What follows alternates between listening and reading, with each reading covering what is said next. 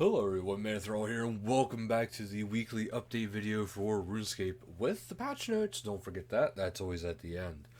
Okay, so there's an Oddments refresh.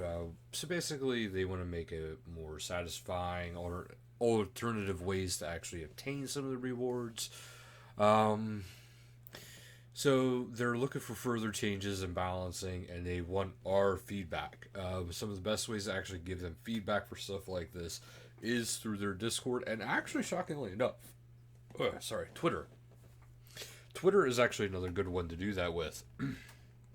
Okay, so this week is mostly just a patch notes week. However, there is actually going to be a lot of stuff coming up because if you guys actually had heard, they had another Epic Game Jam or Game Jam uh, where there's a lot of projects that are going on from different moderators, and we can actually expect a lot of some pretty good updates, including quite a few quests that are actually have been outdated. Now I've seen about some of these.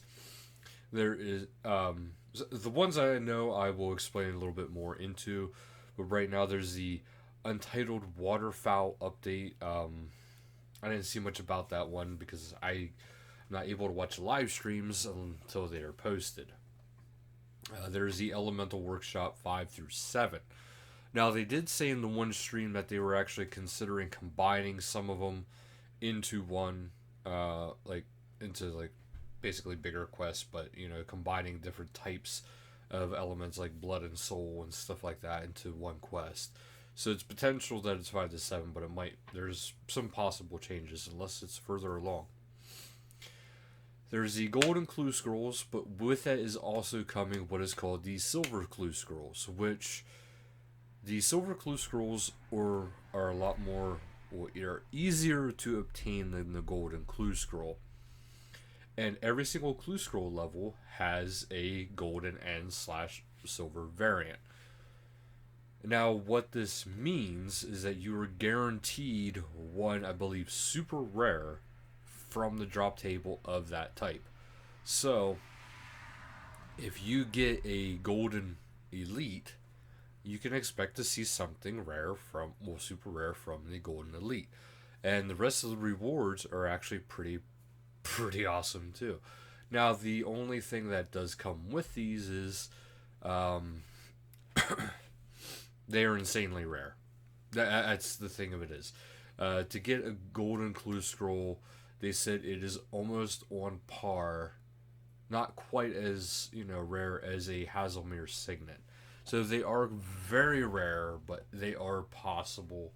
Hazelmere Signet is possible, but that one is even way beyond rare. They are working on a Raxor quest to give Raxor some lore to it. This way, people know what's all going to be going on. There's going to be GE history pins. Now, the GE history pins are something that's, I think, a little bit of a waste of time personally, but I'm not much of a merchant. So I'm not one that does a lot of wheeling and dealing. I'm not looking to get special deals, and sometimes this is basically for people who got an amazing deal. You're going to be able to pin it. This way you can always remember, hey, that actually happened, and that's pretty awesome. There's going to be the Ripper Demon pack coming up, which looks pretty awesome. Looks like obviously like a little miniature Ripper Demon. But the thing of it is, only Ripper Demons can drop them, and if I remember correctly, they said that these can be obtained off task as well. There's going to be the Elite NPC drop table. So they're going to make fighting elite monsters more rewarding. So they're going to have their own drop table, which makes it so that you actually, if you see one, you're going to want to fight it. Because odds are you're going to be getting either, I believe it was a rare or super rare item, every single drop from an elite. So keep that in mind, because you're going to have the drop table of the regular, but then there's also going to be the elite NPC drop table. So if you have an elite Demu, that's actually absolutely fantastic. Pet XP broadcast. Now, this might not make a lot of sense by just that definition, but what this is when you obtain a pet. So let's say you obtain the prayer pet at 5 XP. A world broadcast will go across the game, commending you and telling everybody when you got your pet. So if you got it at a very low level, it's going to be really awesome. You have bragging rights, and you have proof of those bragging rights. But if you finally got it later on, it's like, oh, finally, people can congratulate you too after your hard work trying to get that pet. Legendary Beast of Burden Quality of Life. So there's going to be some fixes, and one of the fixes is the fact that if you are using a legendary pet with as your Beast of Burden, you can actually just consume the scroll and it'll refresh that way instead of actually taking the scroll and using it on your Beast of Burden. It's going to be a lot more streamlined, just like regular summoning. And then finally, Virago Quality of Life. I'm not sure entirely what that is, but there's a lot of cool stuff coming our way just from the Epic Jam, and there's even more stuff coming too. Like that's just the tip of the iceberg. These are the ones that they're basically just talking about right now. There's things that they didn't talk about and maybe won't even talk about to surprise us. So there is a Monty at RuneFest competition. To take pictures, they invite people to take pictures with it. This is Monty, which is this little guy right down here. So the winner from that little competition was Dad_Hayes. So that actually is pretty cool. That is a good picture. Twitch Prime, don't forget the whole new Twitch Prime loot package is available, which is a currency pack of 200 rune coins, 15 treasure hunter keys, and 40 hearts of ice. So a whole new month of freebie. Lootscape is still the land out of time, which is 1 to 200 marks, 250 resources in random base camp resource, guaranteed drop from the basic drop table, which is the prismatic small and medium fallen star, prismatic small and medium lamp, spirit ruby and diamond, advanced pulse core, spring, silverhawk down, medium and small legendary token box, uncut dragonstone, and the small, medium, or large cash bag. So one of those prizes could be yours. View counter goes up on orb. Chan space is a random skilling outfit piece if unowned, and either Nature's Balance or Lootscape if unowned. Live streams this week. There's actually one today, which was October 21st at 1400 UTC is Omid featured stream. Wednesday, October 23rd, 1600 UTC, Epic Jam Content Showcase. And Jaggeds, please bring back one on the weekends. Because, a lot of us in the U.S., we can't participate in these live streams and watch them because, well, you got a lot of people at school or a lot of people at work. So it's kind of hindering to the people who, also want to watch these. So, maybe do something about that. That'd be kind of cool to watch some of these streams. Although I guess they do go on repeat throughout the day, so I guess that's kind of on me too. All right. So patch notes for this week is achievements.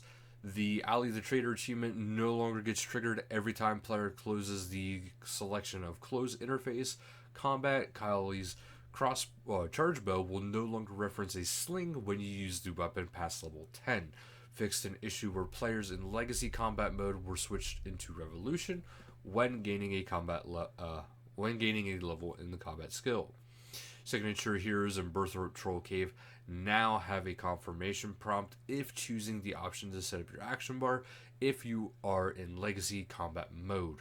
Graphics. Rare bug where Elena could not be found in her house during Morning's End has been fixed.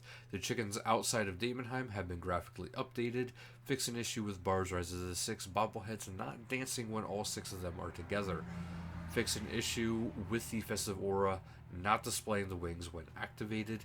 Yaktui storage will now display stored items in full color and no items as transparent, as well as display 0 if there are no items in either your backpack or storage.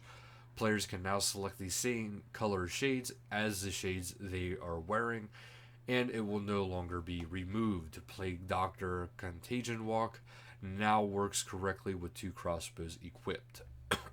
Other swapping between the different enchantments for the gauntlets awarded from the Family Crest quest can no longer cause the game to crash.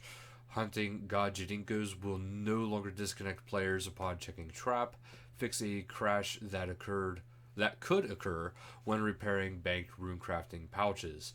Crashes no longer occur when using a Celtic Knock skip ticket. Wow, that's a lot of crashes. Fix an issue where you cannot access and use a bank under certain conditions.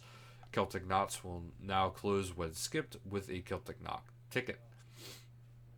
Ensure that players who completed Unstable Foundations prior to the Ashdale tutorial are treated as completing the new tutorial island so that they are not trapped in a timey-wimey ball of weirdness where RuneScape thinks they're still on tutorial island.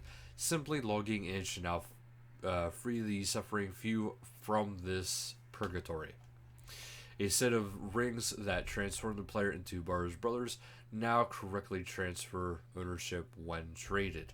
The Elder Divination outfit's Chronicle Teleport will now teleport you slightly closer to the Chronicle Hamden locations, May Stormbrewer, and the Gothic's Monument. The chat system will now suggest taking a break from the screen after 4 hours of continuous play. Deactivating an aura, then clicking on it, will no longer trigger a new aura to replace it. The portable crafter will now tan dinosaur hides. Examining the items that create the pterosaur maul now say dino scales are needed. The Talent Scout will recognize the Master's Agility skill cape when spoken to. When completing a quest in the quest series achievement path, the next quest in the series is no longer automatically selected. The Temple of Senestan quest will now correctly state that you need telekinetic grab runes under required items. And don't forget, there is going to be the quest coming up for that next year. So do get that quest done. Fix Karamja Gloves for not giving double tickets during the Agility Arena if the user hasn't claimed a medium reward. Shadow Gem Virtus Death Reclaim costs now matches the normal Virtus Death Reclaim costs. The Collector's Insignia now works with Anacornia Agility Training with XP bonuses triggered at the end of each of these 7 segments. Previously, if the user was to destroy the Sword Chef outfit and was to also have the cooking gauntlets in their backpack, the cooking gauntlets would be destroyed as well. This has been fixed. Corrected in an issue where achievement path window couldn't draw before stats were transmitted to the client, resulting in some achievements that required skills drawing as if all skills are level 1. Fix an issue when checking resources you have gathered for a clan displaying overlaying text. When the interface is set to legacy mode, if the player has a second action bar active, the original action bar will no longer break the extra action bar if you switch the number. The action bar's errors will also now change the bar being shown. Updated the examine text if of expensive spices to reflect the item effect. Fix an issue causing areas of Burthorpe to not play music. Speak of the devil. Fix an issue unrelated audio tracks playing when in Turiel's house. Normal tanners across RuneScape that make soft leather will no longer tell you that it costs 1 GP, even though they make it for free. Fix an issue where Ironman players weren't being informed that they can't pick up certain items. The tasks on the MQC list are now in the correct alphabetical order. Fix an issue with Robin getting stuck thinking during a game of Rune Draw. Fix the Mahogany pet feeder description to let players know it can feed 30 pets. Players who haven't obtained the Fire Cape should no longer be assigned Ice Strike Worms tasks by Slayer Masters. That's actually good. Elite Clue Scrolls from Treasure Chests and the Aquarium will now be added to Clue Scroll stack if the user full inventory, or into Char's Clue Carrier if the inventory or pocket slot. Cheesecake now works as a food for the Feed the Adventures Temple Trek event. Rune crafting pouches can only be destroyed, not dropped, and will now inform player if they contain essence. The contents will be destroyed along with the pouch before asking confirmation. Fix an issue allowing legendary pets to unlock the player's inventory. The Gloves of Passage effect, Enduring Ruin, is now applied after using the Smash ability as well as Havoc. Fix an issue where the user wasn't being asked for Bank Pin while trying to add remove pickaxes from tool belt. The Festive Aura now shows the amount of experience left that it will attribute its bonus to when selected in the Aura management interface, as well as when the buff icon is hovered over whilst the Aura is active. Achievements favorites can now be added and removed correctly. And finally, mobile. Based on player beta feedback, they have made it more easier to cycle between hidden and minimized and maximized chat box sizes by tapping the envelope icon. On mobile, the interaction menu will now appear to the left or right of where you tap, so you can see what you tapped. Added a tooltip information onto the three icons: total level, combat level, and quest points on mobile. When dungeoneering, the map is now fixed in the center of the screen. You're still able to interact with the game world with it open. So that's it for today's updates and patch notes. Thank you guys so much for watching. Don't forget to like, share, and subscribe. And until next time, later, guys.